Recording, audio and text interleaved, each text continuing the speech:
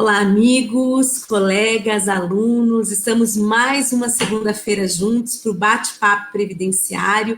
Hoje nós vamos falar de um tema interessantíssimo que tem tudo a ver com a nossa pós-graduação do IEPREV. Então, já vou aproveitar para contar para vocês que estão chegando aqui, que já estão começando a entrar na nossa transmissão, para contar que a gente está com uma pós-graduação diferente. Esse ano, nós temos uma pós com um módulo especial em processo previdenciário, acompanhado com processo civil. Então, olha só, esse ano a gente vai ter na pós-graduação um módulo especial de processo previdenciário, nós já tínhamos, mas agora ele vai ser um pouco mais robusto, mais completo, e a gente vai, junto com isso, trabalhar um módulo especial de processo civil. Então, olha que bacana. E aí, a gente vai fazer a conjugação dessas duas disciplinas, ou seja, esses dois módulos, eles vão andar junto. A gente vai aprender o processo civil e depois a gente vai colocar o processo civil, aquilo que a gente aprende das novas alterações do CPC, que não são tão novas, mas a gente vai vendo ao longo do tempo que precisa de alguns anos para estabelecer com certeza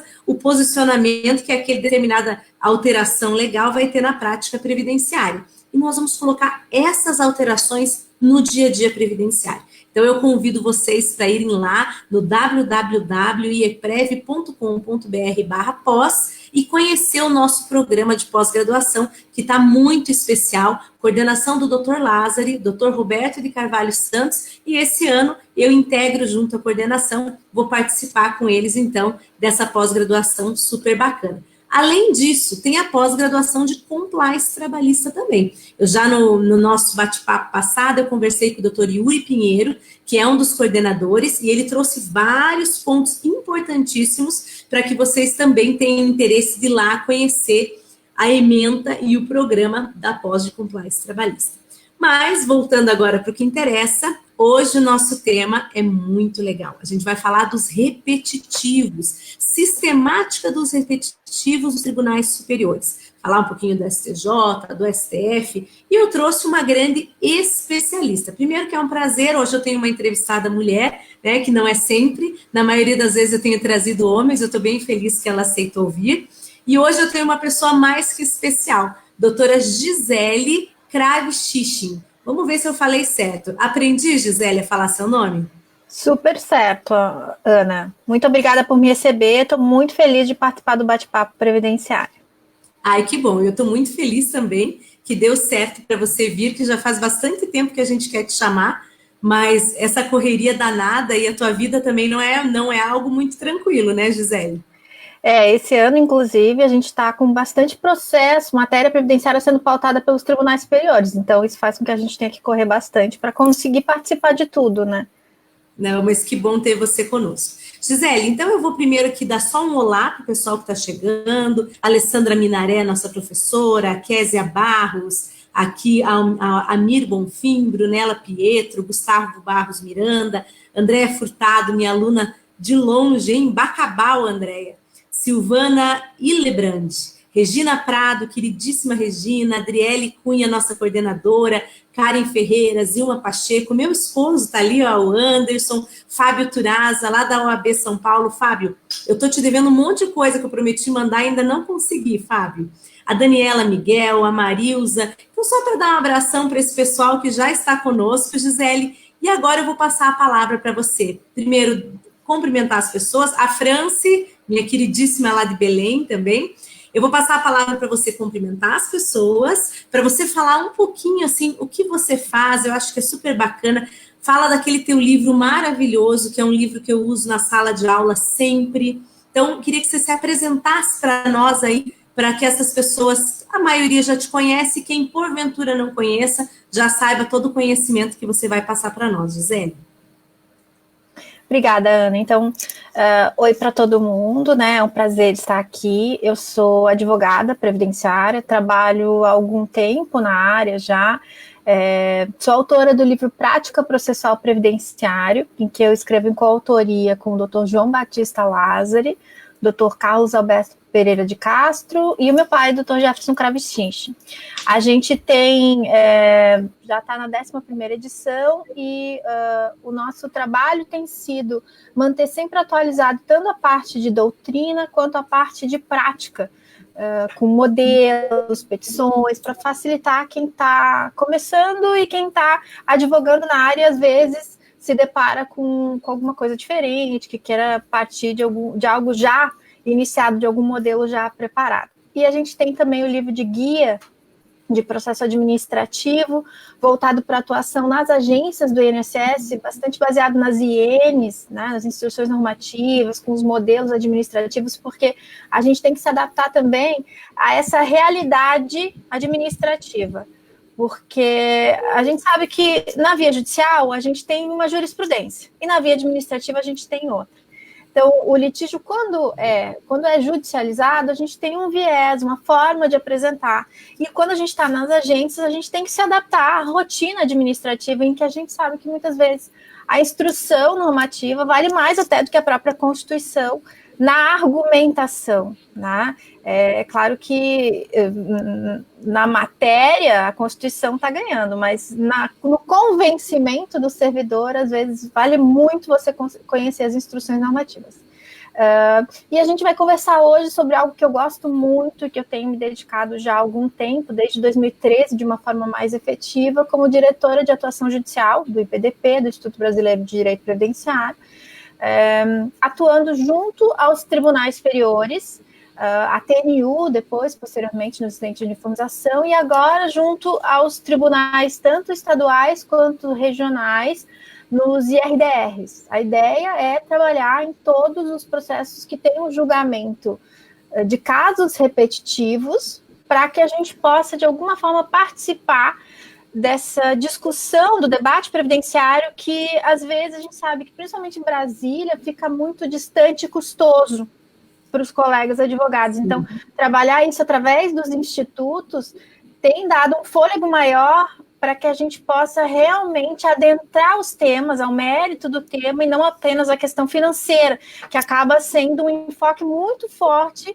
no STF e no STJ, mas principalmente no STF. Né? A gente sabe que é um argumento que os ministros se sensibilizam muito. E a gente tem que ir além desse argumento econômico, claro, é algo importante, mas a gente tem que entrar também no direito social e no debate do tema, né? Que não é fácil, né, Gisele?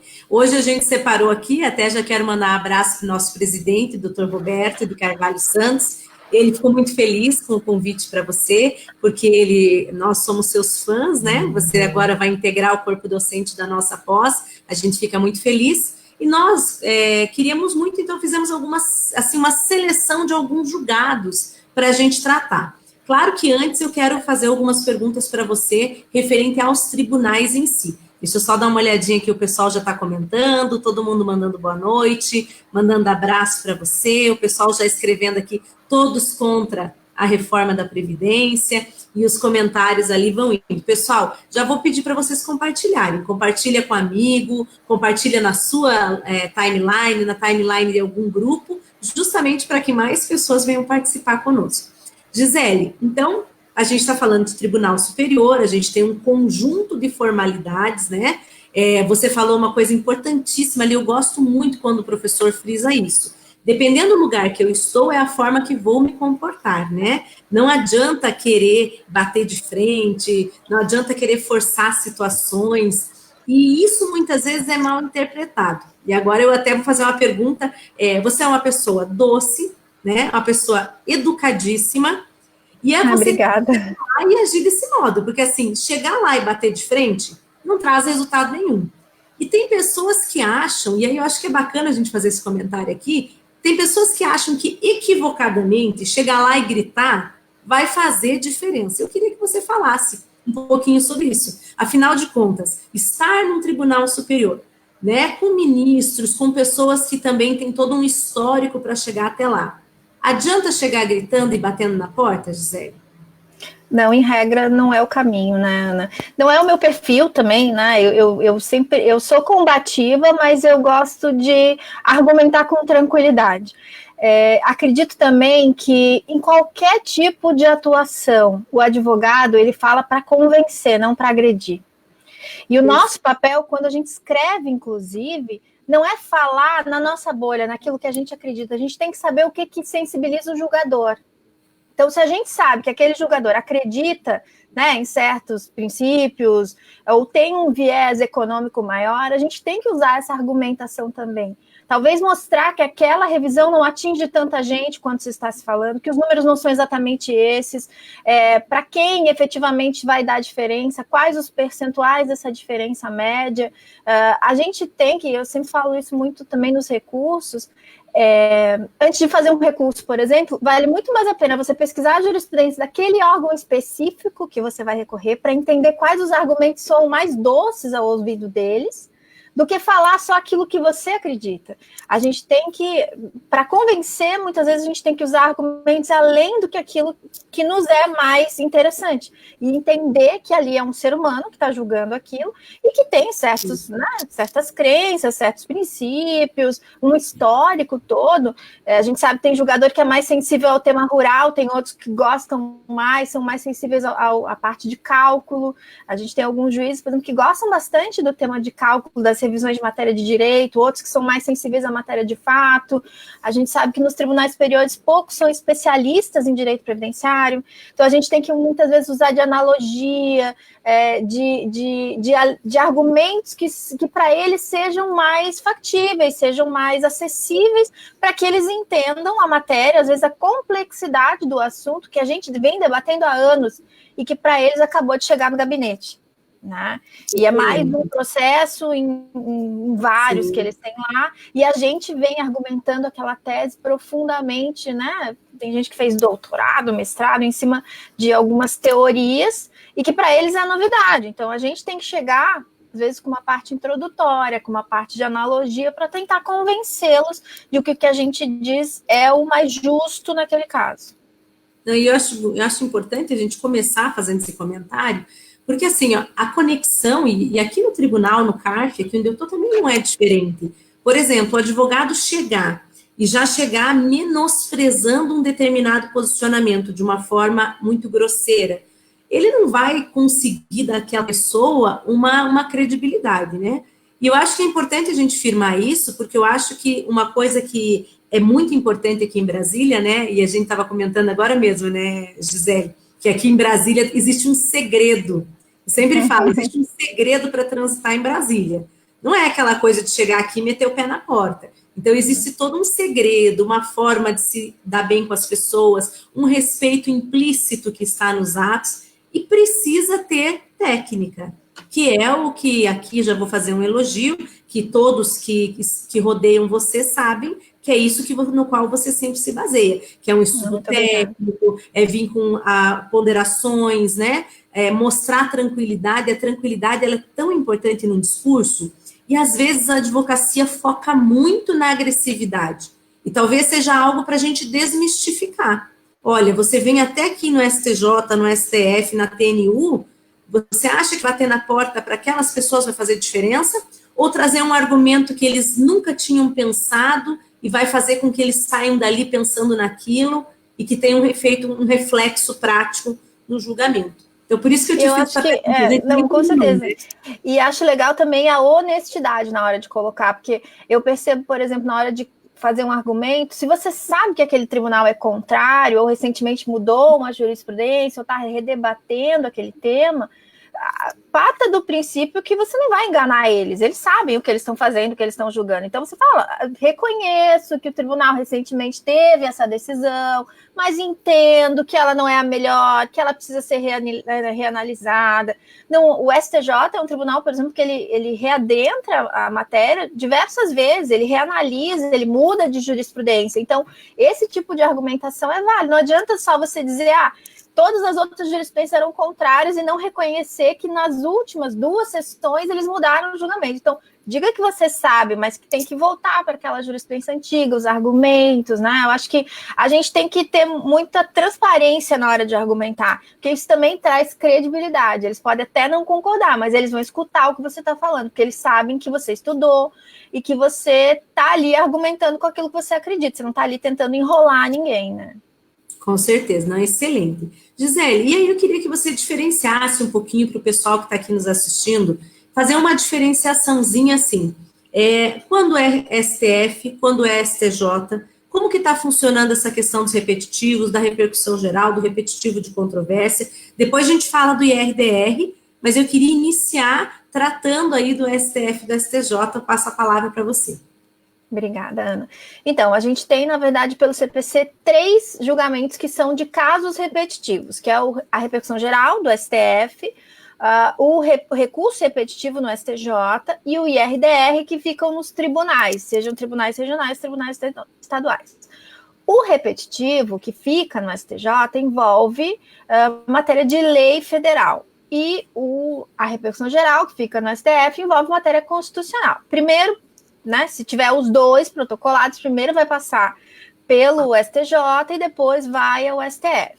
Nos 3 casos, os julgamentos se dão sempre por amostragem, ou seja, a gente tem um julgamento que vai levar em consideração um único caso, ou às vezes 2 processos, né?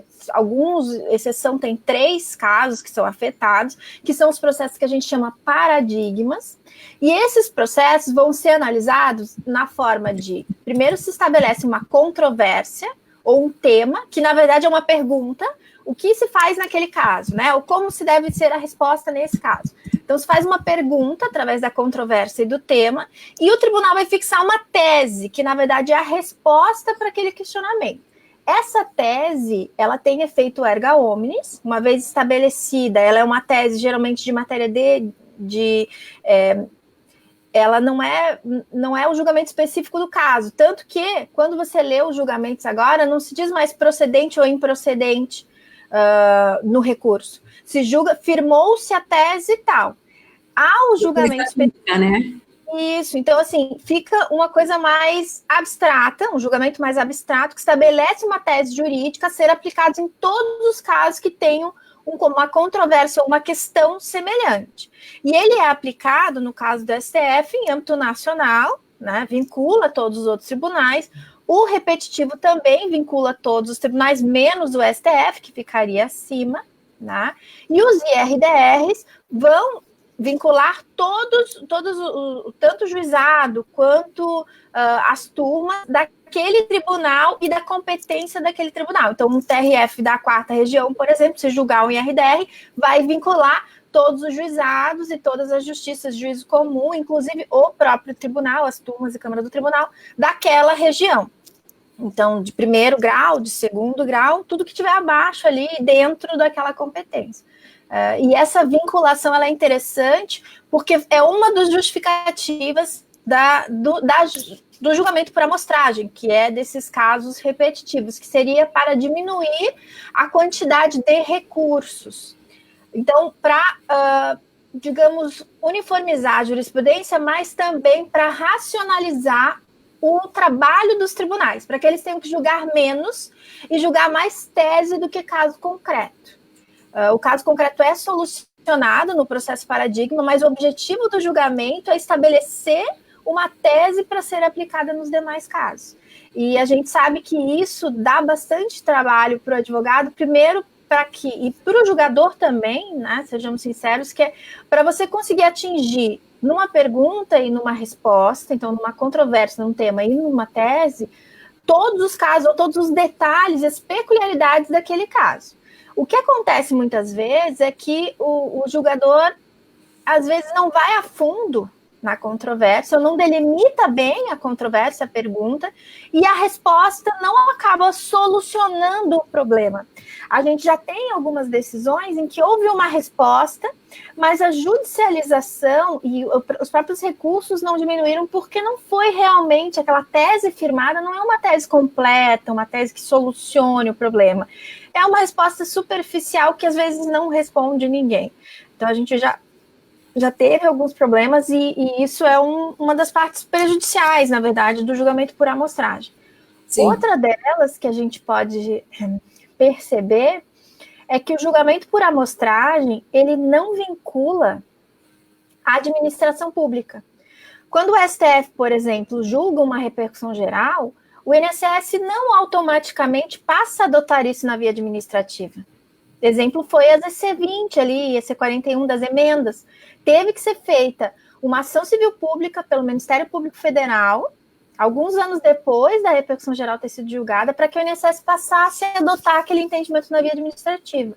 Então, na prática, nesses julgamentos por amostragem, apesar de a gente ter, às vezes, uma diminuição de recurso, porque na via judicial aquela resposta está dada, na via administrativa ela não é adotada. Então, a gente tem um aumento de ações em primeiro grau, porque as pessoas vão ao INSS, a resposta continua sendo negativa, e elas judicializam mais, daí a tendência é que o processo diminua o tempo na via judicial, mas a necessidade de ação não se encerrou. Um exemplo recente é a questão dos 25%. Quando o STJ julgou que deveria dar o adicional de 25% para as aposentadorias que não fossem apenas a por invalidez, as pessoas começaram a ir no INSS para tentar receber esse adicional, para passar pela perícia e ver se elas teriam direito ou não. O INSS disse não, aqui só se dá a grande invalidez, os 25% para aposentado por invalidez. E o que aconteceu? Como houve muita notícia, muita divulgação daquela decisão favorável, as pessoas passaram a conhecer daquele direito sem ter acesso a ele na via administrativa. Isso aumentou a judicialização. Que é um efeito contrário do que se esperava, né? Exatamente, porque eles fizeram algo, isso.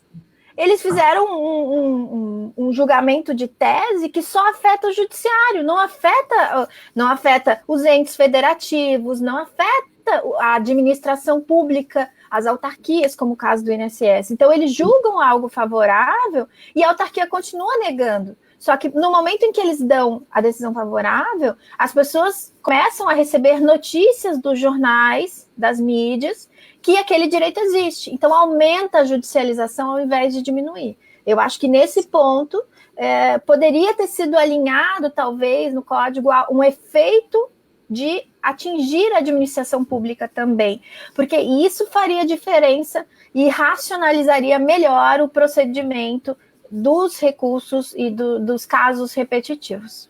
Que era a ideia, né? Era para ser isso, na verdade.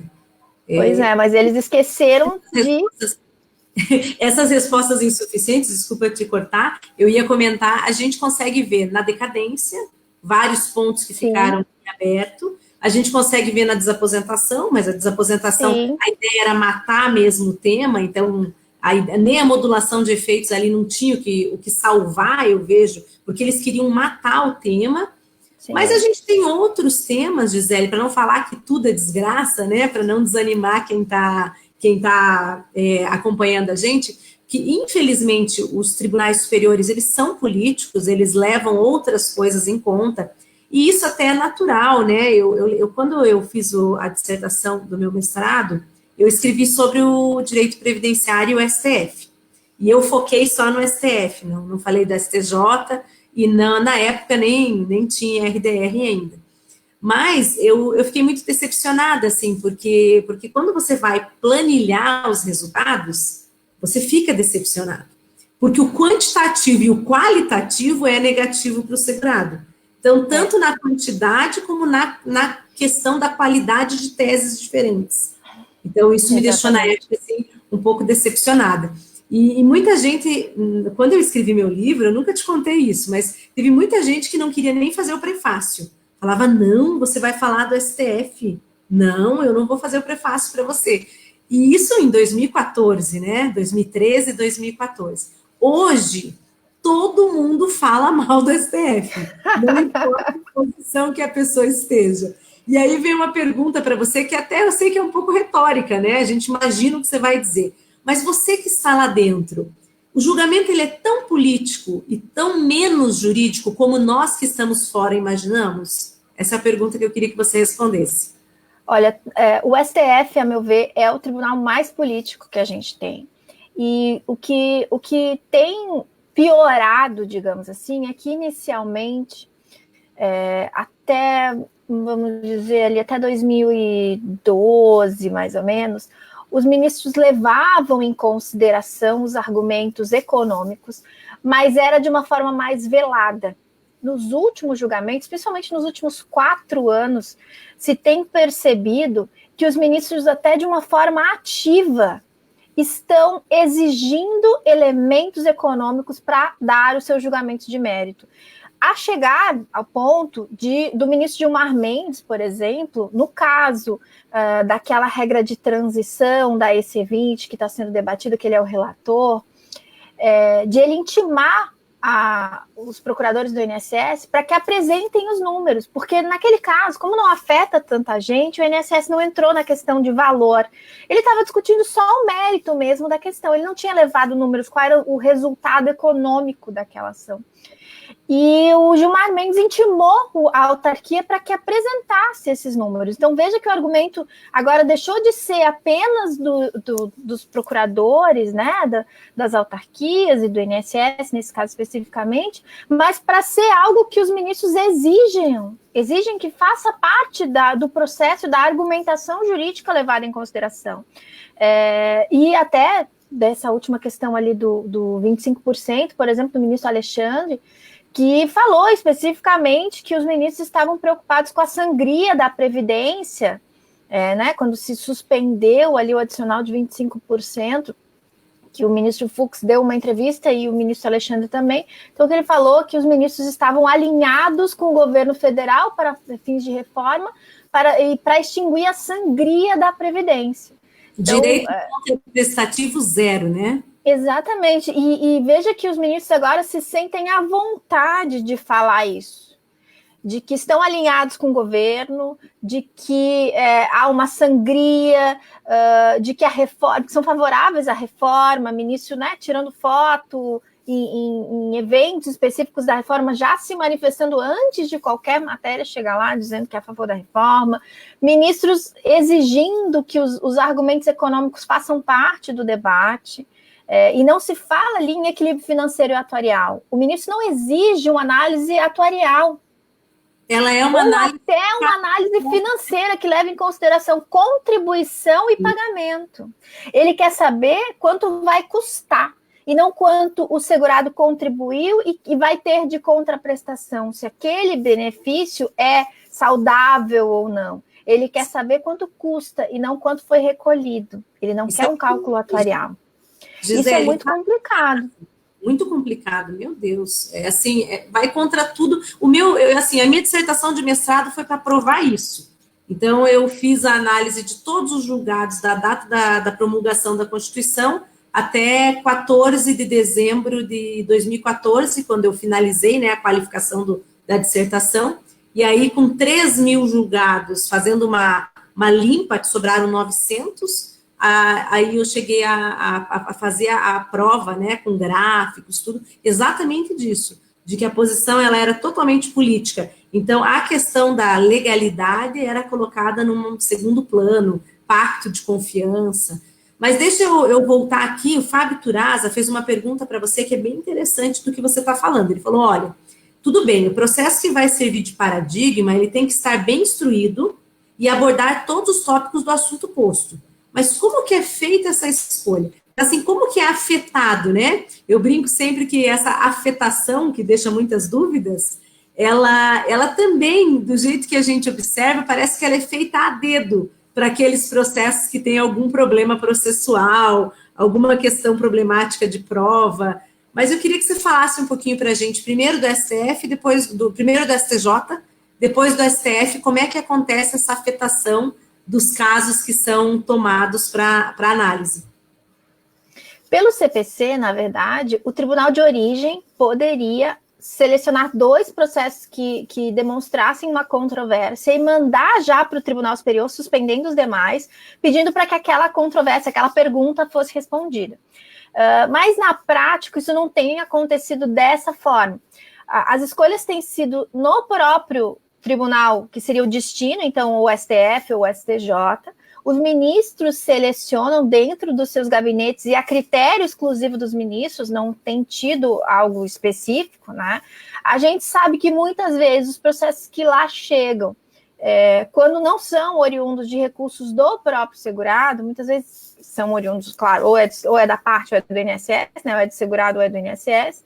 Esses que chegam lá, oriundos do INSS, muitos têm problemas específicos, né? Seja de argumentação, que não é a melhor argumentação, ou a argumentação que tem todos os elementos para aquela análise, e por isso eu acho que se faz tão importante a participação através dos institutos, porque uma vez estabelecida a controvérsia, ela não se limita ao caso.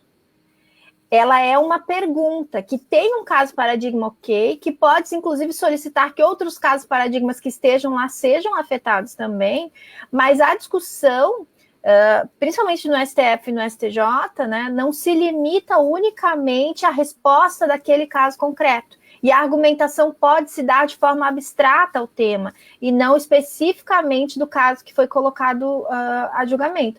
E isso permite, muitas vezes, que a gente consiga levar um pouco mais de elementos para aquele debate. Inclusive, teve o caso do ruído, por exemplo, né? Se o EPI era eficaz ou não, o tema 555, que foi do STF, em que o tema específico lá, que o julgamento era de ruído, mas que o afetado foi o tema completo dos EPIs, e não apenas do caso do ruído. O fato de ter sido ruído fez com que a gente conseguisse tirar o ruído, porque fomos mais a fundo, porque tinha mais documento, e também o IBDP, naquele caso, contratou um perito para fazer análise dos EPIs no caso daquele agente nocivo, e comprovamos que o EPI, em qualquer hipótese, no caso do agente ruído, não era eficaz, não poderia ser considerado eficaz. Então, houve aquela exclusão específica ali. Mas naquele caso, por exemplo... Uma vitória, né, Gisele? Porque naquele caso... A forma que estava se desenhando o caminho estava muito ruim, né? Naquele caso específico, o voto inicial apresentado pelo relator, que era o ministro Fux, e foi até o final, né, era totalmente contrário. Dizia somente que se o EPI era identificado como eficaz no PPP, era o suficiente para retirar todo o direito de aposentadoria especial. Foi o voto do ministro Barroso, depois da apresentação da documentação adicional, através dos institutos, e também através de um despacho que a gente fez diretamente no gabinete dele, em que a gente levou os equipamentos de proteção individual. Ele chegou, inclusive, a aprovar os equipamentos de proteção individual relacionados ao ruído. E ele percebeu que ele, no gabinete dele, em que não havia tanto ruído assim, ele conseguia escutar, né? Imagina dentro de um chão de fábrica todos os efeitos daquele agente nocivo para um segurado. Então, foi a sensibilização de um dos ministros que permitiu um debate um pouco mais profundo do tema, porque muitas vezes alguns ministros lá são mais legalistas e mais vinculados aos efeitos econômicos do que preocupados com os direitos sociais que estão sendo debatidos ali. E nenhum deles é um estudioso muito aprofundado na matéria previdenciária dos ministros do STF. Eles se dedicam a outros temas, às vezes até processo penal, constitucional, alguns Sim. são oriundos da Justiça do Trabalho, mas é algo um pouco distante daquelas peculiaridades que a gente tem no dia a dia da matéria previdenciária. A gente não tem lá nenhum ministro que tenha se dedicado mais a fundo, inclusive nos seus estudos pessoais de mestrado, doutorado, né, em matéria previdenciária, coisa que a gente tem muito na Justiça Federal. Né? A gente tem Sim, juízes super extra especialistas, né, em direito previdenciário, no TRF da Quarta, em alguns outros tribunais, em que a gente vê juízes e desembargadores que gostam da matéria previdenciária, coisa que nos Sim. tribunais superiores a gente tem, eu posso dizer hoje, a gente tem, acho que de todos eu consigo identificar o ministro Napoleão, do STJ. Sim, é verdade. Os demais... Não vejo nenhum gostando da matéria, querendo escrever sobre a matéria, estudando nas suas horas vagas, inclusive, direito previdenciário. Então... Eu vou mandar um abraço para o ministro Gurgel de Faria, porque ele esteve conosco no Congresso do IEPREV, Ele foi muito querido e nós tivemos um bate-papo também, eu gravei um bate-papo com ele, e ele estava me falando o quanto nos últimos tempos ele vem se dedicando ao direito previdenciário, em razão, eu acho que também dessa questão que está na sessão, não tem como fugir da matéria, né? E ele trabalhou bastante naquela questão do melhor benefício, naquelas discussões. Sim. Quero pegar e mandar um abração para ele. Depois eu vou mandar para ele o link do nosso bate-papo. Gisele, deixa eu aproveitar aqui e só fazer um comentário aqui. A nossa coordenadora, Alessandra Crescêncio, ela falou o seguinte, olha, esses julgamentos políticos dos tribunais superiores, especialmente o STF, acabam com a autoestima da advocacia, que se esmera em teses jurídicas profundas, nadam e morrem na praia, muitas vezes frustrante. Vou dizer aqui que eu concordo com a Alessandra, porque o nível da advocacia previdenciária, ele mudou muito nos últimos anos, né? Há 15 anos atrás, a gente tinha uma advocacia previdenciária muito mais superficial, e eu falo aqui, os alunos sabem, os nossos seguidores, eu critico muito essa falta de tecnicidade que ao longo dos anos ela se instalou no direito previdenciário, copiar e colar modelo, né?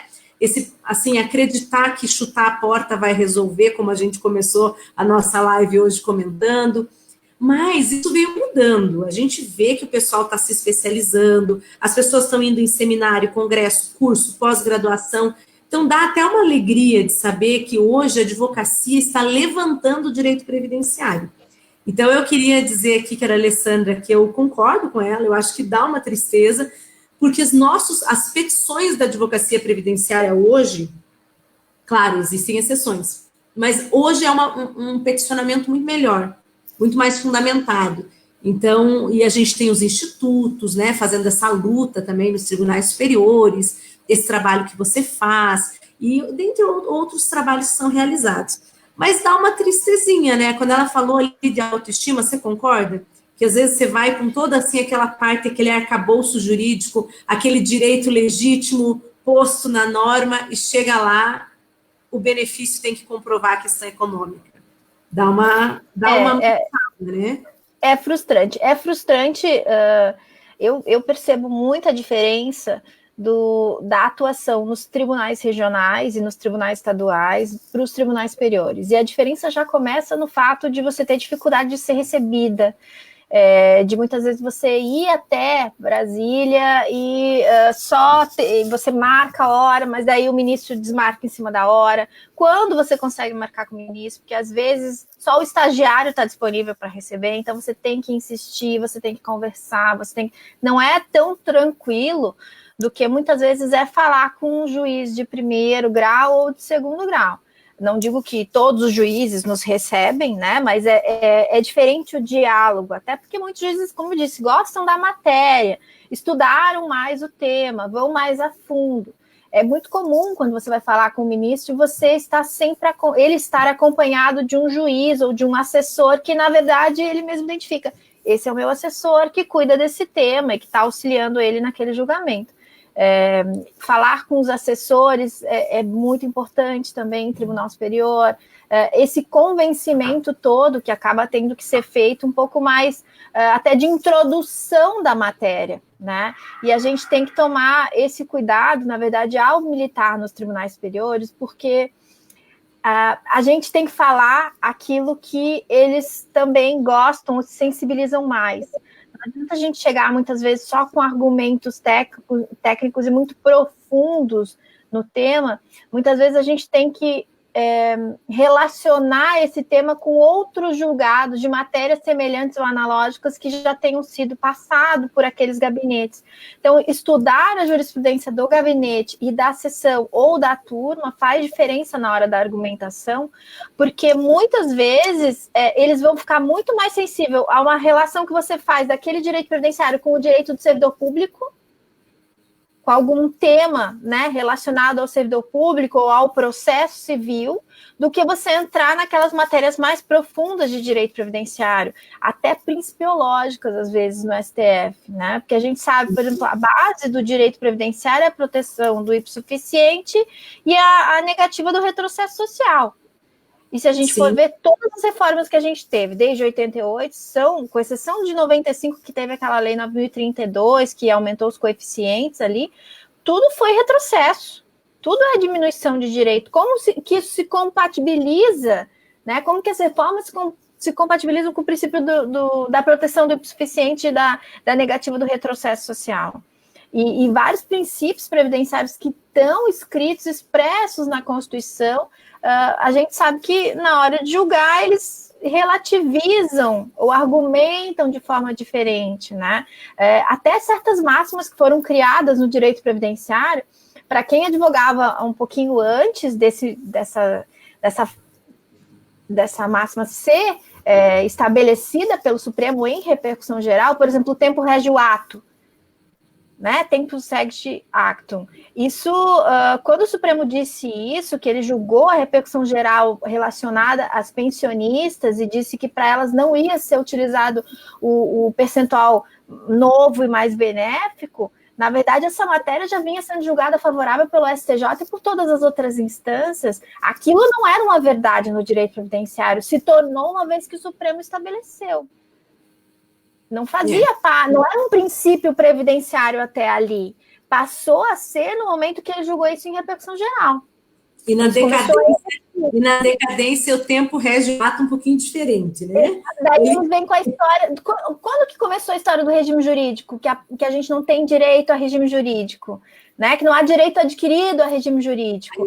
Quando a matéria chegou no Supremo, muitas vezes com decisão favorável, e o Supremo estabelece uma nova máxima, um princípio, né? Uma argumentação em que ele consegue levar para um lado ou para o outro, porque os princípios são mais genéricos, eles são mais abstratos, e eles vão relativizando, eles vão ponderando e criando máximas novas, né? Então, certos argumentos que a gente tem do direito ao melhor benefício é outro, que daí foi favorável ao segurado, o ministro Ellen Grace, que era relatora originária, né? E depois o ministro Marco Aurélio, que foi relator para o tema, porque ela já tinha se aposentado, quando o processo terminou de ser julgado, começou com ela relatora, e depois ele terminou posteriormente a saída dela, a aposentadoria dela, mas também era algo que se argumentava, mas não era realmente um princípio. Ele tomou toda essa concretidade uma vez que o Supremo disse que era assim que se interpretava, e o direito previdenciário é aquilo que o Supremo diz que é. Por Sim. mais que a gente consiga argumentar, né, nos outros tribunais, é ele que vai dar a última palavra. Deixa eu fazer um comentário contigo. O julgamento da decadência, ele me causou quase uma úlcera, né?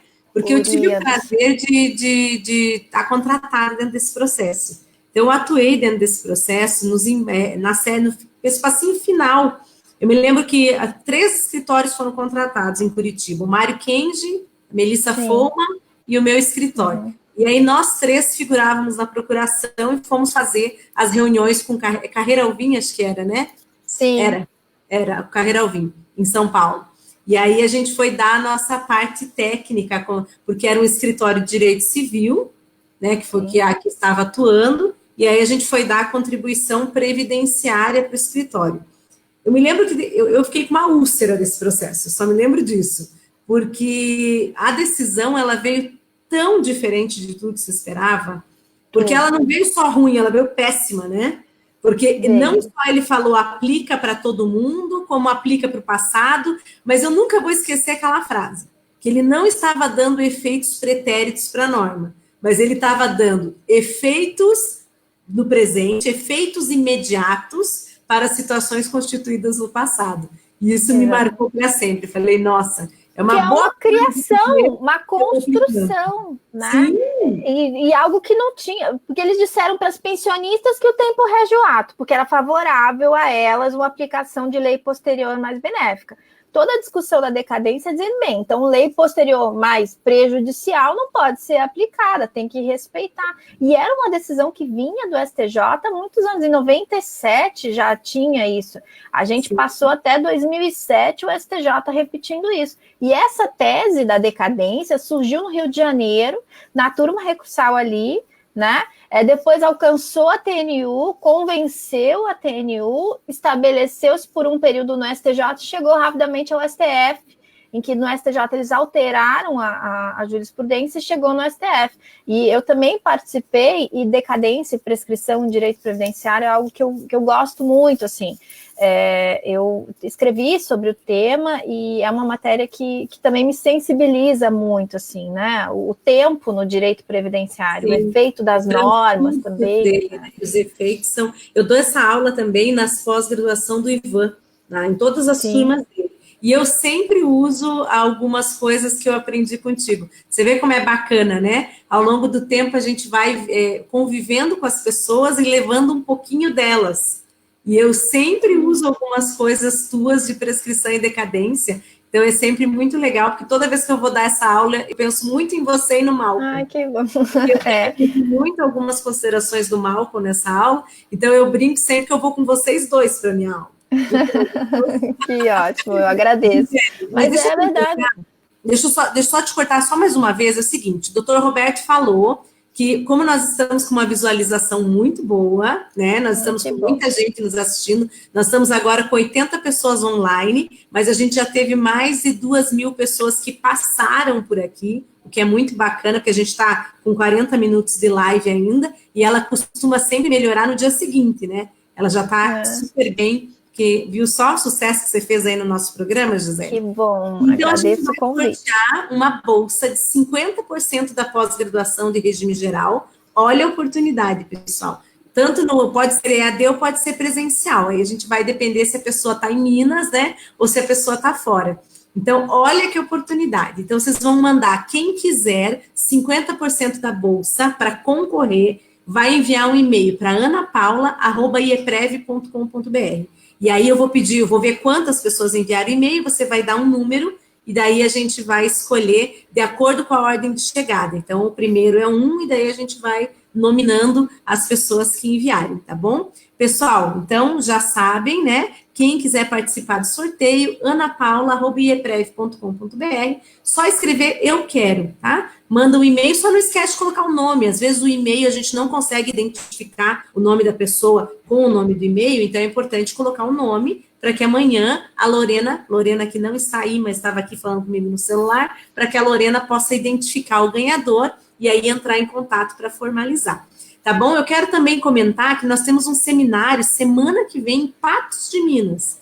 Então, fica na região lá do Triângulo Mineiro, perto de Patrocínio, Uberlândia, Uberaba. Então, a gente vai ter um seminário muito bacana lá. Nós vamos estar também com a doutora Adriane Bramante, que é do IBDP, Gisele, ela vai estar lá com a gente. Ai, vai estar o Neto, vai estar o Jesus, vai estar o doutor Roberto, eu vou estar lá. Nós vamos ter juízes da região lá, vai estar a professora Alessandra Minaré. Então, é um evento excelente. Então, já aproveito aqui também para todo o pessoal do Triângulo Mineiro, pessoal que esteja, porventura, com vontade de dar um passeio também lá no Triângulo Mineiro, será muito bem recepcionado pela gente lá. Vai ser um evento excelente na próxima sexta dessa semana, na próxima sexta-feira. Inscrições lá no site do IEPREV.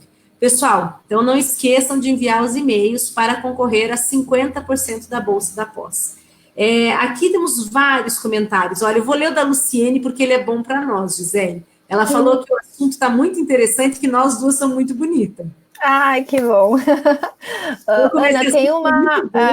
a gente já tinha que falar. Adorei o comentário. Eu tenho uma novidade também, que saiu uma publicação hoje, que eu recebi bastante pergunta, porque a gente tinha previsto para dia 3 de abril o julgamento do tema 709 no STF, a respeito da continuidade da aposentadoria especial, da continuidade do trabalho insalubre, né, exposto a agente nocivo à saúde ou à integridade física para quem se aposenta especial. E o tema foi retirado de julgamento naquele dia, porque acabou que eles fizeram uma homenagem ao STF e simplesmente não julgaram nada naquele dia. E todo mundo perguntando quando que ia voltar a julgamento.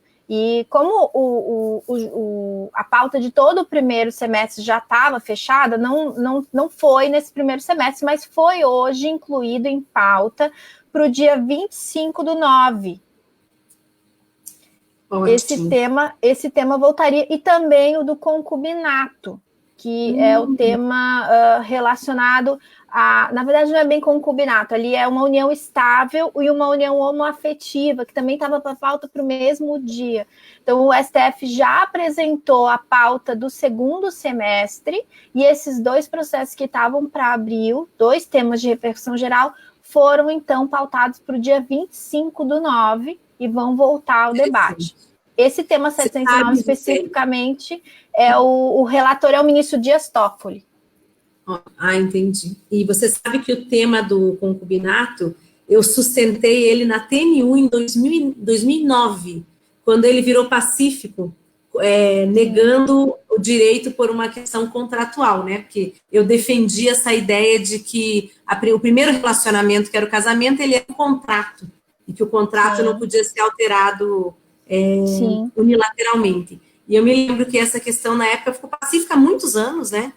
Pela TNU, e daí depois o STJ alterou, e hoje a gente tem essa situação. E o STF chegou já a decidir o tema na época, e agora ele está retornando, ele afetou 2 recursos extraordinários sobre a matéria, até de temas parecidos, mas eles não vão ser julgados no mesmo dia. Um está pronto para julgamento, que é esse que vai a julgamento no dia 25/9, que é de uma relação de união estável e uma relação homoafetiva concomitantes, que vai a debate. Inclusive, a gente já se manifestou, se habilitou como amicus curiae, a gente está participando como amicus curiae, mas foi uma habilitação complicada. Até o Anderson Tomás, que fez a habilitação nesse processo, e um dos problemas é que o processo originário está em segredo de justiça. Então, a gente tem a afetação do tema, a gente tem uma controvérsia, mas a gente não consegue analisar os autos. Os ministros... Que absurdo, né? Exatamente. Quer dizer, é uma proteção para a parte, mas então o processo em segredo de justiça não deveria ser afetado. Porque... Pois é. E daí ele foi afetado, né? Ele está lá afetado, a gente debate os efeitos dessa relação, mas que é o tema 529, que é do Dr. Anderson de Tomás Ribeiro, que está sendo o representante do IBDP nesse processo. E o 526 é a possibilidade de concubinato de longa duração gerar efeitos previdenciários. O 529 fala sobre a união estável e a relação homoafetiva de forma concomitante para rateio de pensão. Só que só o 509 é que está pautado. O 526 ainda nem foi colocado para julgamento, não tem nem previsão.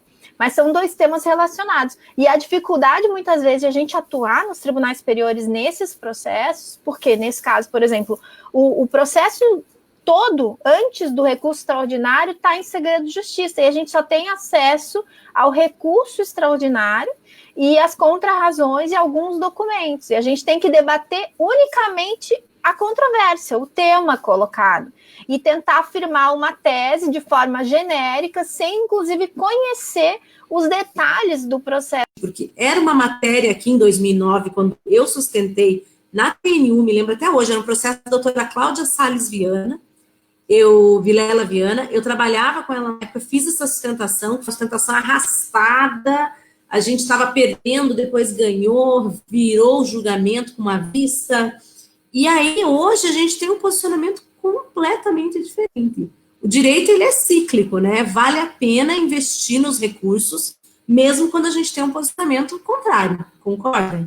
Exatamente, e um dos desafios da questão repetitiva, dos casos repetitivos de se afirmar tese, é que ela dificulta um pouco mais os recursos, porque uma vez que a tese seja afirmada, os tribunais têm peculiaridades para redebater a tese. Mas a gente tem visto que mesmo na questão de repercussão geral e de repetitivo, os tribunais têm adentrado novamente aos temas, uma vez que se convença alguns ministros, ao menos, que aquela resposta que foi dada não é a melhor resposta para o caso, ou que ficou alguma coisa a ser esclarecida. Por exemplo, na questão da devolução dos valores, quando se recebe valores errados pelo INSS através de tutela, né? Isso é um tema que o STJ primeiro disse, tem que devolver. E agora eles perceberam que o tema é muito mais complexo que isso, e que eles têm várias outras hipóteses que eles deixaram de analisar. E eles estão voltando, eles reafetaram o tema para uma reanálise. Já foi sinalizado que não vai simplesmente dizer que não tem que devolver como era antes, né? A gente tinha uma jurisprudência pacífica dizendo não devolve. Daí houve todo um debate. A gente sabe que o STJ foi afetada, a jurisprudência do STJ foi muito afetada em 2011, quando a matéria previdenciária saiu da terceira sessão e foi para a primeira sessão. A gente tinha um perfil de julgamento na terceira sessão, a questão da decadência, essa questão da devolução, diversas matérias foram simplesmente reanalisadas do zero, e a jurisprudência se reverteu, na maioria, de forma contrária aos segurados. Então, a primeira sessão tem uma... Pode até fazer uma análise que foi bem negativo, né? Bem negativa. Uma turma muito mais fiscal, legalista. E era uma turma penal, né, antes. Pois é, que é de surpreender. Vou aproveitar enquanto você toma teu golinho de água aí, que é necessário para conseguir respirar, porque eu estou fazendo muita pergunta para você.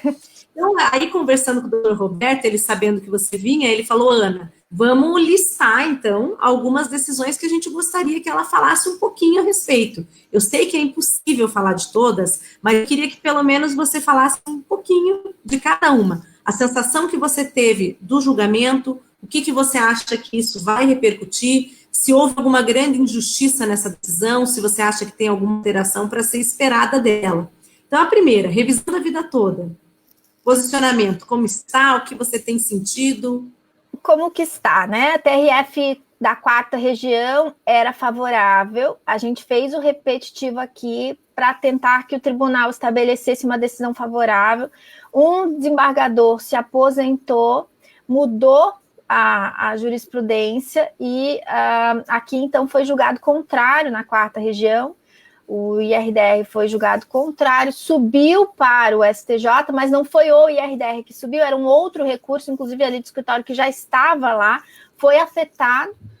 O ministro Napoleão é o relator, a gente tem uma boa expectativa com relação ao voto do ministro Napoleão, que é um ministro mais sensível à matéria previdenciária. Entretanto, o tema é bem complexo, a gente entregou memoriais, conversou com todos os ministros, continua debatendo, ele estava pautado para o dia 12, dia dos namorados. Eu fui a Brasília, passei a tarde inteira lá esperando o julgamento, eles simplesmente nem chamaram o julgamento do repetitivo, foi remarcado para o dia 26/6 agora, então talvez o tema volte, né, pelo menos está pautado, não sei se eles vão levantar ou não, seria para a gente fazer a sustentação oral nesse dia, são 2 recursos afetados, um do meu escritório, o outro do escritório do Dr. Noah Piatan, e o IBDP está participando como amicus curiae, e vamos ver o que vai sair do julgamento. A gente conversou com muitos ministros, em todos os gabinetes a gente foi, entregou memorial,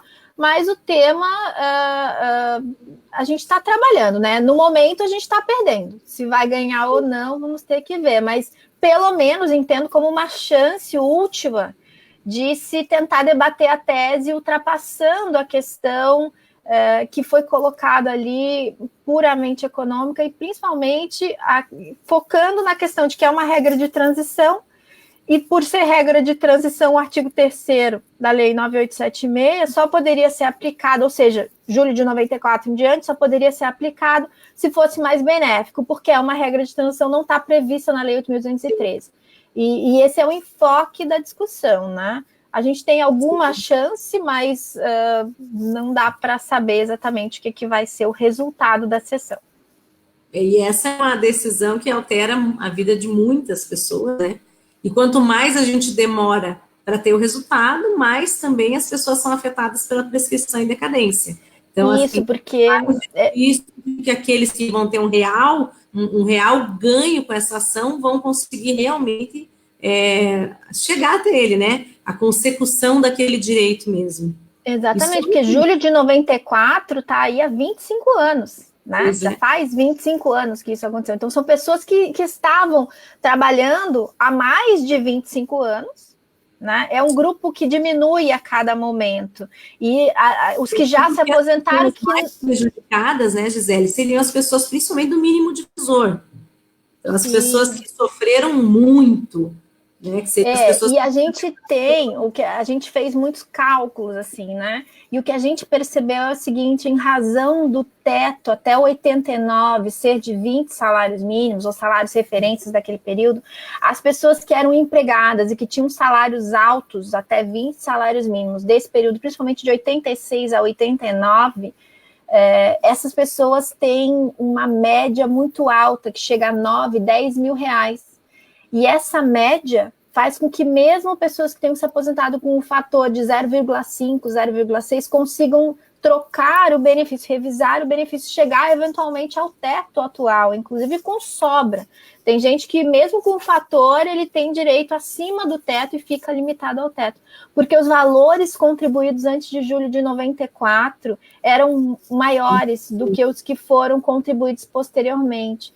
Então, isso faz diferença, mesmo para quem tem a contribuição no teto do início ao fim, essas pessoas são afetadas, né? Então, elas têm uma renda maior. O problema é que muitas delas não vão ter tempo de...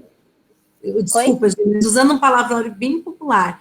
É uma forma muito assim, é uma sacanagem com as pessoas, né? É uma quebra do princípio da confiança, é uma questão assim, eu sempre digo que quando eu discuto direito previdenciário, quando fui fazer o mestrado, a gente discutiu muito a questão da decadência para a Corte Interamericana de Direitos Humanos.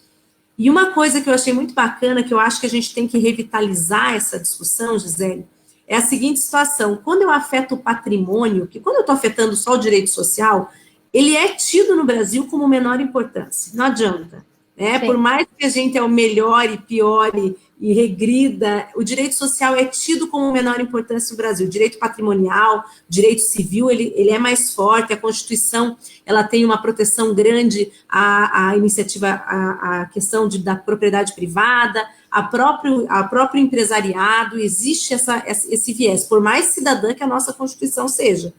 Sim. E aí eu acho que uma coisa que nós temos que levar em conta é que o Brasil é signatário do Pacto de Direitos, da Carta Interamericana de Direitos Humanos, na parte patrimonial há muito mais tempo do que a parte social. Então, a denúncia, a meu ver, ela tem que ser sempre um viés patrimonial. A Flávia Piovesan, que foi minha co-orientadora, ela sempre dizia, gente, tem que tratar o direito previdenciário como patrimônio. Se você pagou, se há uma contraprestação, não é um direito social, ele é um patrimônio, ele tem contraprestação. E acho que isso é um foco muito importante para a gente levar, né? Sim, e o que a gente tem argumentado muito nesse caso é que nessa tese, o direito, o princípio do equilíbrio atuarial e financeiro, ele está funcionando em favor do segurado. Sim. Né? Porque ele só quer receber aquilo pelo que ele contribuiu. Nada mais. Se há algum aumento, né, tipo, ele só quer receber por aquilo que ele efetivamente contribuiu. Não é nada mais, não tem nada mais justo do que a aplicação de todos os salários de contribuição para ele, né? Para que ele possa usar tudo que ele pagou para que isso se reflita no benefício dele. Até porque julho de 94 é um critério totalmente externo e a bel prazer do legislador ordinário. Né? Que fez uma alteração administrativa, né? É uma sacanagem.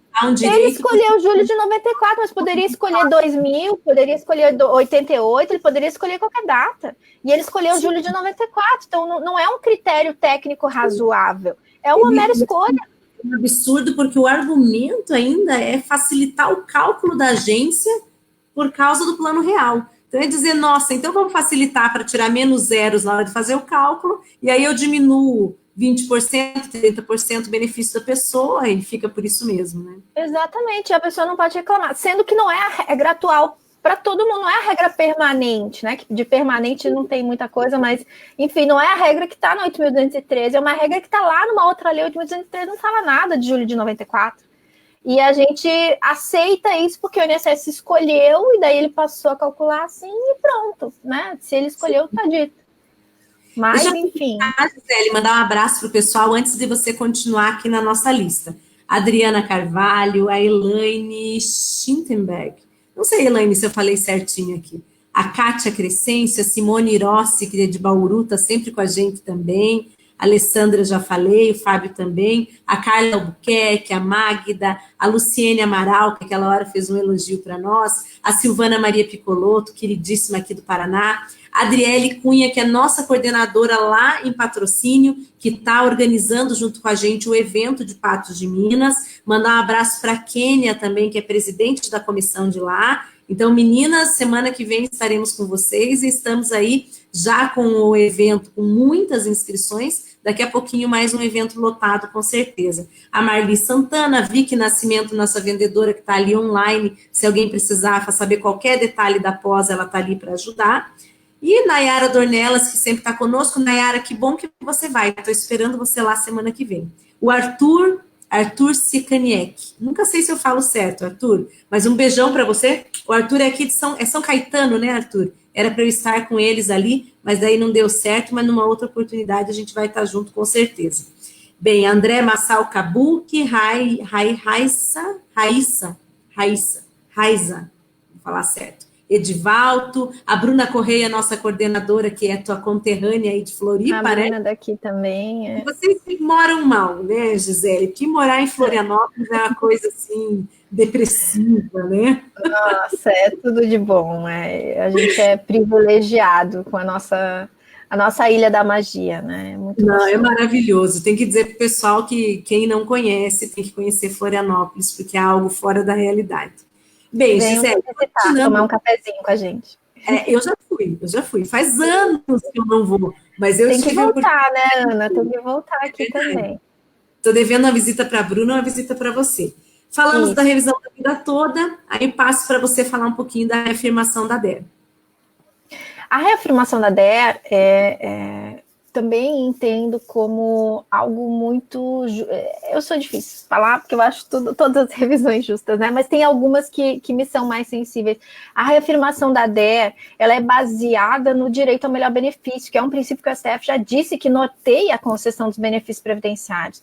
Então, você estabelecer como data do cálculo, não o início do pagamento, né? Mas como data do cálculo, o momento em que o segurado tem o melhor resultado de benefício, o benefício mais vantajoso, é algo que entendo que deva ser estabelecido nos tribunais superiores, mas sempre há o risco, quando a gente retorna aos tribunais, de que eles reanalisem as matérias. Então, certos princípios, certas máximas que eles tenham colocado, eles relativizem quando eles vão analisar o tema e ele vai ser favorável ao segurado, né? Então, assim, eu entendo que é algo que merece, sim, um posicionamento favorável do STJ, né? A reafirmação da DER está no STJ, mas o tema ainda não foi, né? Não foi efetivamente julgado, a gente está aguardando. A gente sabe que a TNU tem alternado muito a sua jurisprudência.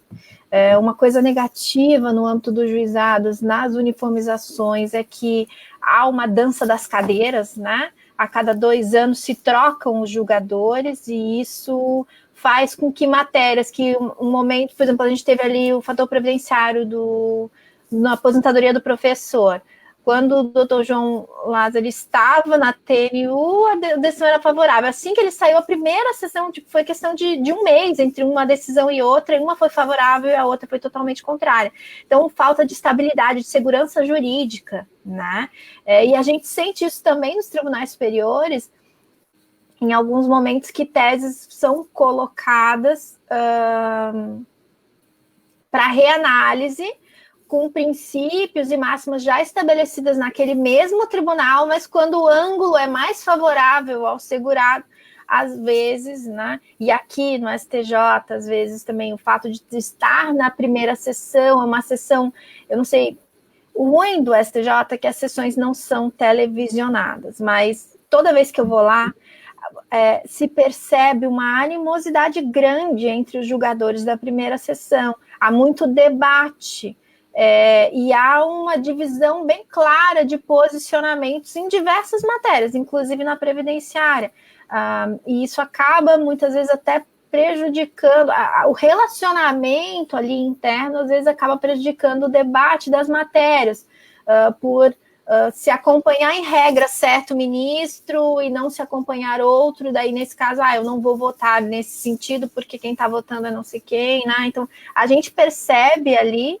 uma forma mais... É ruim isso, né? Porque o segurado paga o pato, é triste. Às vezes o tema não é analisado. No julgamento ali da questão do ruído de 97 a 2003, que do ruído de 90 decibéis, eu participei daquele julgamento, sustentei lá como amicus curiae, e havia um debate grande para que se levasse realmente em consideração que aquilo era danoso ao segurado, porque a partir de 2003 ficou provado que 85 decibéis, acima de 85 decibéis era prejudicial. Então não tinha como dizer que só naquele período de 97 a 2003 seria 90 decibéis, que de 85 em diante não seria. Mas daí os ministros que eram contrários à tese que estava sendo formada em recurso repetitivo, então com mais dificuldade de ser alterada, alguns ministros pediram ao ministro Herman Benjamin, que era o ministro relator desse processo, e ele disse naquele dia, não, eu não vou... Então, eles pediram para que isso não fosse julgado como repetitivo, que se julgasse o caso concreto, mas que se trouxesse o tema novamente a debate, para que se conseguisse se aprofundar um pouco mais, já que tinham argumentos interessantes da tribuna, e que todo o tema ali demonstrava que, tecnicamente, acima de 85 decibéis era prejudicial à saúde, independente do que a normativa dizia naquele período. Deixa eu registrar, Gisele, que o Marcos Serral está aqui assistindo a gente. Que bom. Nosso queridíssimo amigo aqui. E ele fez um comentário, não admitir a reafirmação da DER é admitir o mais tacanho do processo administrativo previdenciário. Então, deixar aqui registrado nosso querido professor Marcos Serral, que fez aqui um comentário, né? Exatamente. Para auxiliar nosso debate aqui. Mas naquele momento, o STJ, o ministro Herman Benjamin disse que não, que ele não ia retirar aquele processo do repetitivo, porque teve um outro processo que ele julgou que ele queria que fosse tirado, que era um de tributário, que como naquele processo não tiraram, que aquele ali ele também não ia tirar. Ele nem estava muito preocupado com o tema em si que estava sendo colocado. Era mais uma disputa interna deles que fez com que aquele tema fosse julgado como repetitivo naquele momento, sendo que ele podia dizer, não, eu estou convencido, é isso mesmo, eu estou julgando como repetitivo porque é isso. Ao contrário, ele fez colocações do tipo, se eu fosse o julgador, eu iria mais a fundo, eu estou trazendo como repetitivo, eu não julguei no meu gabinete nenhum processo como esse, mas estou trazendo como repetitivo porque vi que havia bastante jurisprudência nessa sessão dessa forma, e ele trouxe o voto que outras pessoas tinham feito, né, assim, tipo, de outros julgamentos anteriores, dizendo que ele nem tinha se aprofundado tanto no tema, porque ele estava ali só tentando uniformizar a jurisprudência. E quando foi dito na sessão que a jurisprudência não estava uniformizada, que não era o momento de se julgar um repetitivo, ele simplesmente disse que ele não iria fazer, porque naquele caso já ele estava relacionando com outro processo que nem era de tema previdenciário e que foi julgado no momento que ele também não queria que fosse, então ele não ia mudar aquele como repetitivo. Muita disputa interna, e isso prejudicando o direito do segurado. E entendo, talvez, que se o STJ tivesse esses julgamentos televisionados e colocados de forma pública, inibisse um pouco, os ministros não se sentissem tão confortáveis para fazer esse tipo de colocação, né? Acho que filmar as sessões e dar transparência às sessões dos tribunais superiores faz com que a população consiga participar um pouco mais desse debate e não fique vivendo naquela bolha do Tribunal Superior, onde eles falam só para eles mesmos, muitas vezes sem participação das partes, principalmente na matéria previdenciária, e daí a importância dos institutos estarem lá, porque a gente sabe que muitas vezes só quem faz sustentação oral é o INSS, através da sua procuradoria, que tem procuradores dedicados nessa atuação dos tribunais superiores, e as partes, os segurados, as partes autoras, tem dificuldade pela questão de custo, não há videoconferência para sustentação oral nos tribunais superiores, ela é só presencial, dificultosa muitas vezes, né? Agora ainda se marca com um pouco de antecedência, mas antigamente o STF marcava na quinta-feira, avisando que você tinha que estar lá na terça, comprar passagem para Brasília é caríssimo, se você tem menos de uma semana, né? E isso faz com que fique muito caro a atuação lá. Então, muitos segurados não têm representação nos tribunais superiores. E isso faz com que os temas, que só o INSS fosse ouvido. E a participação dos institutos tem trazido o debate mais aprofundado. Eu acho que isso já é um avanço. Claro que a gente vai nos nossos passinhos, né, até atingir as nossas conquistas. Eu sempre brinco que a gente não está na nossa zona de conforto, a gente está na nossa zona de conquista.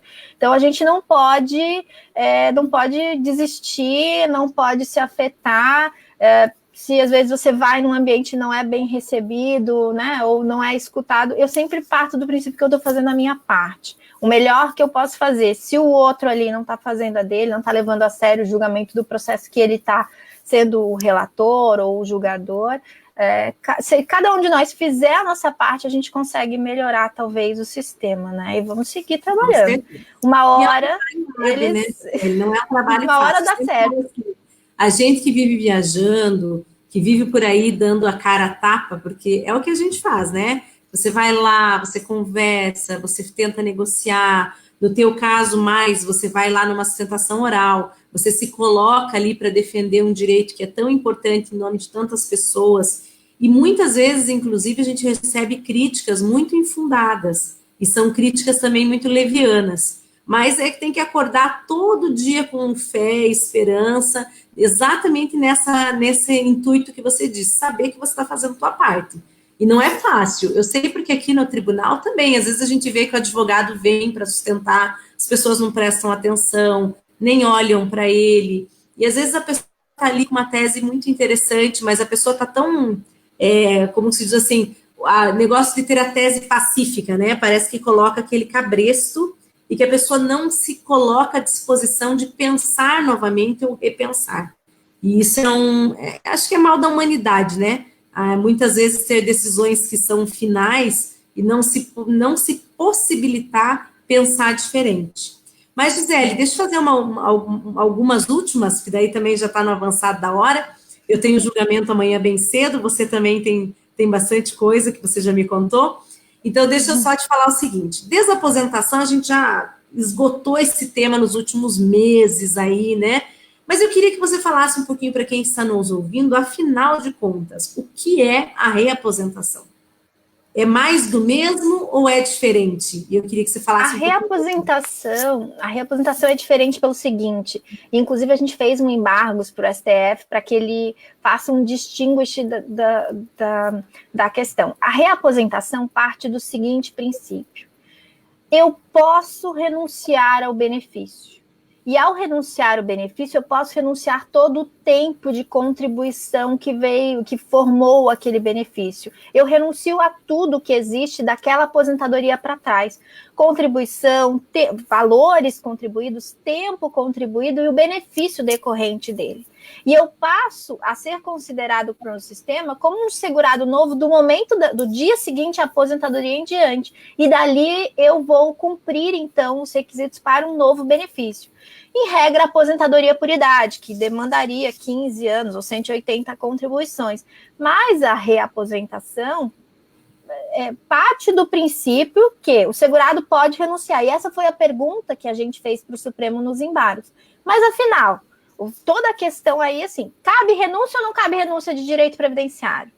Né? E ao caber renúncia, se é um direito do segurado e para ele é mais vantajoso renunciar, por que ele não pode? Ele fica vinculado àquele benefício para sempre? E quais são os efeitos dessa renúncia? Né? Ele passa a ser, então, um novo segurado. E a reaposentação é exatamente isso, é desconsiderar não só o benefício, não anular só o benefício, mas todo o tempo e valores contribuídos antes e que formaram aquele benefício e utilizar apenas as contribuições posteriores como se ele fosse um segurado novo, que estivesse entrando naquele dia seguinte à aposentadoria, a primeira contribuição dele para o sistema, e ele é tratado como um segurado só referente àquele período.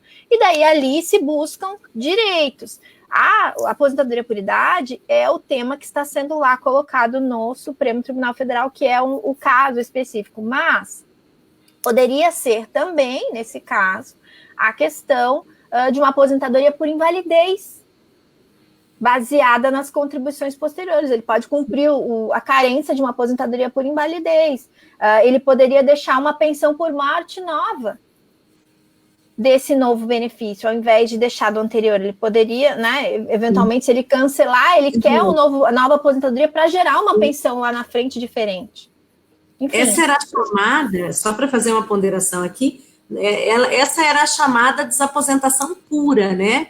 Eu me lembro quando começou a questão da desaposentação, eu ainda advogava, e eu tinha muitos no escritório, principalmente motorista de ônibus, que tinha duas questões a serem colocadas. Uma era, poderia continuar na atividade especial? E a segunda, poderia fazer a dita da desaposentação pura? Eu me lembro que eu tinha um cliente na época, que ele tinha aposentado por tempo de contribuição, e ele poderia abrir mão de tudo, porque ele já estava fechando quase uma segunda aposentadoria por tempo de contribuição. Trabalhava desde os 12 anos de idade, então muito tempo, e ainda atividade especial, que aí você ainda consegue reduzir, né? Sim. Mas aí fica coisa para ser colocada. O que você vem sentindo da reaposentação? Considerando que ela tem uma análise um pouco diferente da decadência, da desaposentação, que eu não seria aproveitamento nenhum, não teria atrasados para devolver, que eu pegaria tudo limpo, tudo novo. Você acha que a gente tem alguma chance? Olha, o Toffoli é o relator. Não é um ministro dos mais sensíveis à matéria previdenciária e também não costuma se aprofundar muito nos debates. Assim, ele segue normalmente a argumentação do INSS. Então, isso diminui um pouco a chance. Mas, acho que, no mínimo, os segurados mereciam a consideração de uma resposta, o respeito de uma resposta, porque esses embargos já tem mais de um ano que a gente protocolou e não tem sequer pauta, não tem sequer análise, né? Então, de novo, uma matéria previdenciária que fica ali guardada nas gavetas do Tribunal Superior sem nenhuma resposta, né? Porque eu acho que pelo menos o respeito de demonstrar o cuidado de se responder, né? E o STF tem feito isso em muitas matérias previdenciárias. O próprio fator previdenciário, quando foi criado lá em 99, ele foi objeto de uma ação direta de inconstitucionalidade e se deu apenas uma liminar de que ele fosse aplicado e nunca se julgou o mérito. A gente tem várias ações previdenciárias que estão lá há anos, né? Sem nenhuma resposta, sem nenhuma análise, e isso prejudica todo o sistema, porque o repetitivo, a repercussão geral, os casos repetitivos, o próprio CPC diz, eles têm urgência, eles têm preferência no julgamento, né? Eles teriam que ser julgados antes, mas na prática não é isso que acontece. Eles vão selecionando as matérias, recursos muito mais recentes são julgados antes de matérias que eles têm algum tipo maior de afinidade. Sim. E já que a gente tocou um pouquinho aqui, falou um pouquinho de atividade especial, não vai dar tempo de falar tudo, a gente começou até entrando um pouquinho no tema de continuar ou não na atividade especial agora um tempinho atrás, mas eu queria que você falasse um pouquinho para o pessoal do IRDR 15, aquele que a gente comentou, né? Ele ficou com alguns problemas ali. A gente tem decisão do TRF da primeira região também para descaracterizar a eficácia do EPI. Depois o STJ deu, o STF cancelou, e a pergunta que eu tenho para você quais são os efeitos que o IRDR 15 tem tido? E se eles estão, assim, sendo dentro do que a gente esperava ou não? O IRDR 15 é, infelizmente, um grande exemplo de que a tese firmada não responde nada. Eles fizeram uma frase que não diz nada, né? E que não responde à controvérsia estabelecida, mas o voto do julgamento é muito interessante e responde bastante. Então, assim, quem quiser aplicar o tema 15, não se atenha à tese, porque a primeira coisa que foi estabelecida, que é muito interessante no tema, é que está lá no voto, mas eles não colocaram na tese, é a questão de que o empregador deve ser intimado, inclusive de ofício, se não foi pedido da parte, para que apresente as comprovações das entregas do EPI e que isso seja analisado, e não entrega só, mas também manutenção, conservação desses equipamentos, né? A troca periódica desses equipamentos. Por quê? Porque eles têm validade, e às vezes não interessa entregar, se tinha validade de 2 anos, ele só foi entregar de novo dali a 10. Os primeiros 2, se for o caso, é válido, mas depois já não é mais, né? Também se estabeleceu a questão de antes de 98, que os EPIs não podem ser considerados eficazes para nenhum período anterior a 1998.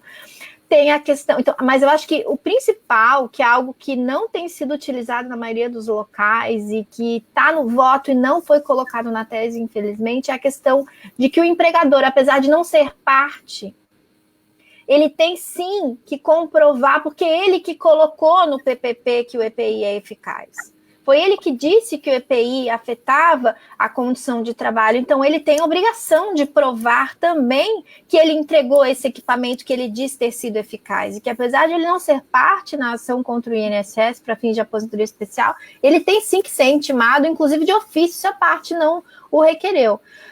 Mas a questão de antes de 98, também a questão de alguns agentes, por exemplo, agente biológico, os agentes cancerígenos, as listagens de agentes que, pela natureza, o EPI não é eficaz e ponto. Não interessa se foi entregue, se está constando como eficaz. E, em último, primeiro passa por esses passos, o voto, inclusive, tem os 3 passos. Primeiro você intima o empregador, depois você verifica se não está dentro desses tipos de agente que seriam, que já seriam incondizentes com o EPI eficaz. E daí, por último, você vai fazer uma perícia. E essa perícia, se houver discussão, então, faria-se uma perícia, mas essa perícia a gente tem que tomar bastante cuidado, porque essa perícia não é do ambiente de trabalho, porque o agente nocivo está reconhecido no PPP. Ele só está sendo indicado como não suficiente para gerar aposentadoria especial, porque o EPI é eficaz. Então, não tem que fazer uma perícia para verificar se tem agente nocivo. Isso já está provado. Eu tenho que fazer uma perícia para verificar se o EPI, se aquele equipamento é eficaz para fins de anulação do agente nocivo. E daí, o que é interessante para os tribunais para se organizarem é que ou até para as partes, muitas vezes, até associações, sindicatos, porque eles podem fazer uma única perícia dessa, que é a perícia sobre o equipamento. E uma vez, como a gente fez no ruído, no tema 555, a gente contratou, através dos institutos, a gente contratou, beijo, Marco, a gente contratou um engenheiro do trabalho, né, especialista em segurança do trabalho, que fez uma única perícia dizendo, no caso do ruído, o EPI não tem como ser eficaz. Pronto, isso já aprovou o STF, né? Então, muitas vezes, se essas partes, às vezes até escritórios que atuam muito com certos agentes nocivos, se eles fizerem uma única perícia com relação à eficácia, ou no caso, a ineficácia daquele agente, essa perícia pode ser aproveitada para todos os outros. Não precisa se fazer perícia, porque ele não tem relação com o ambiente de trabalho, ele tem relação com o equipamento. Excelente. Então, são formas de atuação na questão do EPI eficaz que vão além do que está sendo debatido naquela frase da tese firmada do tema que não diz nada, né? Que nem diz quem é que tem que provar, diz que cabe prova encontrar, mas não diz nem quem é o responsável pela prova. Você tem que ler o voto para entender. E daí eu recomendo que leia o voto na questão do julgamento e também o voto dos embargos, que inclui mais alguns agentes que seriam só o agente já seria suficiente e daí não teria EPI eficaz pelo tipo de agente, vibração, eles incluem mais alguns ali que poderiam ser enquadrados nesse caso. Gisele, são tantos temas que eu nem vou continuar nessa lista, mas eu vou te convidar já antecipadamente, antes de encerrar, já vou convidar para que você volte para que a gente fale numa outra oportunidade dos outros temas, fazer uma propaganda aqui que a professora Gisele vai estar conosco na pós-graduação.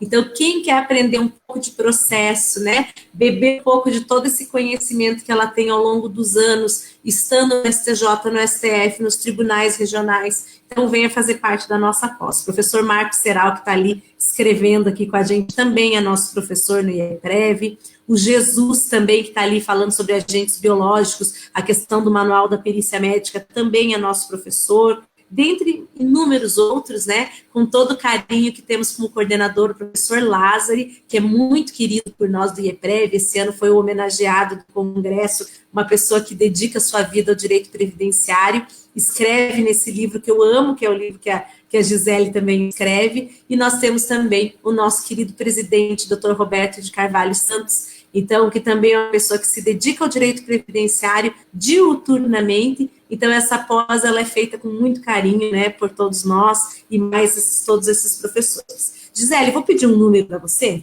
Deixa eu ver quantos a gente recebeu aqui. Eu estava contando, eu me perdi na conta aqui, viu? Tá. Eu preciso que você diga um número aqui, de 100 a 125. Nós temos 125 pessoas que mandaram um e-mail dizendo eu quero. De 0 a 125. Ai meu Deus. Quem vai ganhar? 54. 54. Vamos lá na minha lista de e-mails. Gisele, você vai ter que ir falando alguma coisa aí. Contando 54. Eu vou dando oi para todo mundo ali. A Adriele também mandou mensagem dizendo que o Dr. Jesus vai tratar do tema no primeiro seminário do Alto da Paranaíba. Oi, Adriele, tudo bem? Obrigada, Nayara, pelos comentários. Luciene também. Luciene é uma fofa, né? Luciene, um beijo para você. Doutor, aqui Marco Seral falou que o julgamento sobre a desaposentação e a reaposentação ilustram igualmente aquele pensamento míope sobre o papel do judiciário na efetivação dos direitos fundamentais sociais. Sem dúvida, Marco. Está cada vez mais difícil, né, debater no Tribunal Superior, principalmente no STF, a questão... E um problema, assim, uma vez que eles deem o julgamento, parece que eles cansam de falar sobre o tema, e daí qualquer análise mais cuidadosa, mais aprofundada, eles simplesmente dão um julgamento sem muito detalhe, de forma muito superficial, e isso tudo vai influenciando de forma negativa. Eu acho que não dá para a gente desanimar, eu acho que o direito previdenciário está na moda, digamos assim, né? Hoje em dia todo mundo quer ter um amigo advogado previdenciário para perguntar se já pode se aposentar ou quando que vai se aposentar, né? Em épocas de reforma a gente fica famoso. Mas sem dúvida é uma tarefa árdua debater direito previdenciário em tribunal superior. E daí, bem lembrado por diversos colegas, o processo administrativo acaba sendo uma solução viável e importante. E daí, muitas vezes, o debate que a gente tem que travar, não só na via judicial, mas a importância de a gente fazer um bom processo administrativo, um recurso administrativo com detalhe, com afinco, porque a gente tem juntas de recurso e câmaras de recurso dedicadas e que muitas vezes têm decisões mais favoráveis do que o judiciário. E algo que a gente tem que perceber também é que a instrução normativa tem muita garantia e muita proteção que muitas vezes não é resguardada pelo judiciário. A reafirmação da DER é uma delas, né? Que é possível na via administrativa e o judiciário quer relativizar. Então, sem dúvida, a gente tem que aprender a atuar em diversas frentes, nos tribunais superiores, mas também nas agências, com cuidado. O INSS digital, por mais que tenha seus problemas, acaba sendo um avanço de a gente poder juntar no processo tudo que a gente quiser, né? Fazer realmente um processo sem ter que muitas vezes ir até a agência depender do protocolo, de um agendamento futuro ali, você já protocola na data que você já está dando entrada, né? Então, a gente está evoluindo. Acho que, como a Ana falou também no começo da advocacia, né? A gente via muito recorte e cola, hoje em dia as petições são mais profundas, são mais adequadas aos casos, muita matéria de fato, a gente tinha quase só matéria de direito, né, Ana? Era mais assim, a petição não se adequava ao caso, era o cliente que tinha que entrar na petição do advogado. Não era a petição que se adequava ao cliente, era o cliente que se adequava à petição. A petição estava pronta, se você não se encaixasse, você não tinha direito. E hoje não. Advogados dedicados, estudando profundamente e criando as teses, que a gente adora, né? Porque eu adoro debater cálculo e debater tese, e acho muito legal que tem bastante gente dedicada a isso, a criar soluções para o direito previdenciário.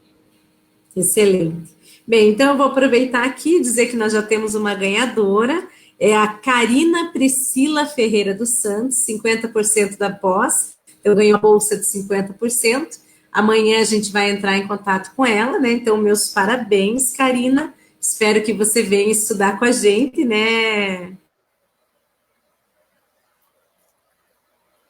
Tá.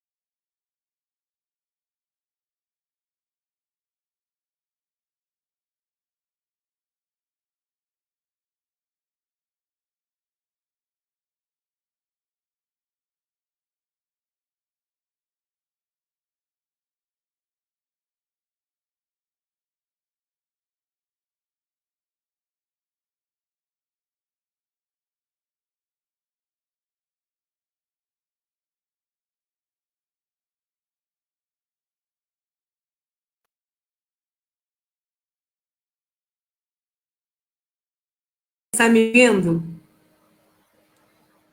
Voltamos. Caiu, tudo bem. No último minuto, a internet resolve pregar uma peça em nós duas. Eu entrei e voltei, eu não sei se o pessoal estava me vendo, eu entrei e não está aqui, daí eu entrei e saí. Eu não sou muito conhecedora dessas tecnologias. Não, mas foi ótimo, deu tudo certo. Eu comecei a falar, daí eu fiquei muda, daí eu falei, gente, estão aí? Mas eu quero agradecer todo o pessoal que ficou conosco até essa hora, agradecer muito, queria poder mandar beijo para todo mundo, abraçar todo mundo, eu já estou com saudade, eu vi o pessoal no congresso, eu já estou morrendo de saudade de todo mundo, mas vou aproveitar e dar um beijão para o Marco Serral, para o meu marido Anderson, que estava ali acompanhando também. Quero mandar um abração para toda a equipe do IEPREV. A gente teve uma semana intensa semana passada, eu estive lá com todos eles, aí nós fizemos várias reuniões, gravações, dentre outras coisas. Então, mandar um beijo especial para o presidente, doutor Roberto, e para a minha equipe queridíssima lá de BH. Eu não vou colocar os nomes aqui, porque poderia ser injusto esquecer de alguém, isso não é legal. Então, eu quero mandar um beijo para todos, uma ótima semana. Para o pessoal que vai nos encontrar semana que vem em Patos de Minas, já um grande abraço aqui para a Adriele e para a Kênia. Agora dizer, né, Gisele, o prazer enorme que é te receber. Você sabe que eu sou sua fã, a gente trabalha as duas com processo, então uma matéria que eu gosto muito de ministrar, que é processo judicial. Depois eu demandei para o processo administrativo pelas questões da vida, né, que eu fui trabalhar tanto no CRPS e no CARF, mas sou uma apaixonada pelo processo judicial, então sempre que eu posso eu converso contigo, assisto às suas aulas, então eu quero agradecer em meu nome, em nome do IEPREV, em nome do Dr. Roberto, a tua participação conosco, e vou lhe dar a palavra para você se despedir. Ai, Ana, eu estou muito feliz de poder participar, contem comigo para várias outras, estou sempre disponível. Quero mandar um beijo para todo mundo que viu a gente hoje, que participou, que mandou mensagem, que curtiu, que mandou beijo. Eu fico muito feliz em receber o carinho de vocês, fico muito feliz de poder participar. Mando um beijo para o pessoal do IEPREV, em especial para toda a equipe de vocês, para você, para o Roberto. Muito obrigada pelo carinho e por me receber.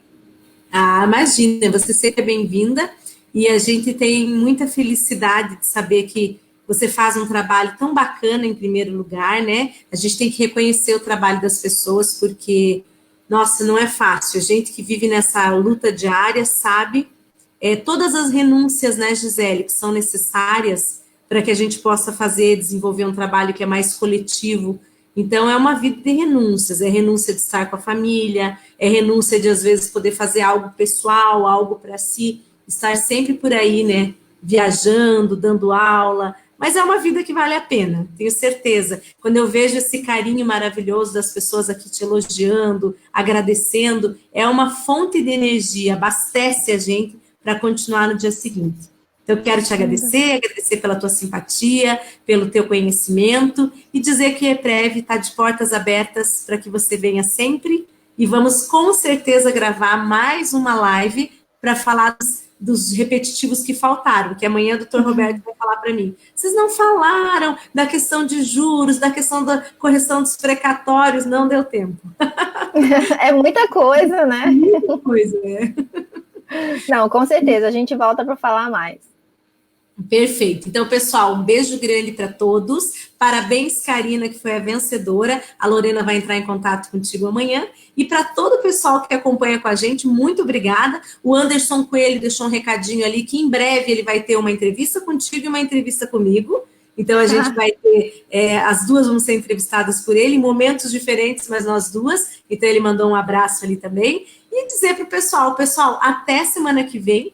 Não nos abandonem, vocês sabem que eu tenho um prazer enorme de passar esses momentos da segunda-feira com vocês. E até a próxima semana, na qual estaremos juntos. Um beijo grande e até mais. Tchau, professora Gisele. Tchau para vocês, pessoal. Tchau, tchau.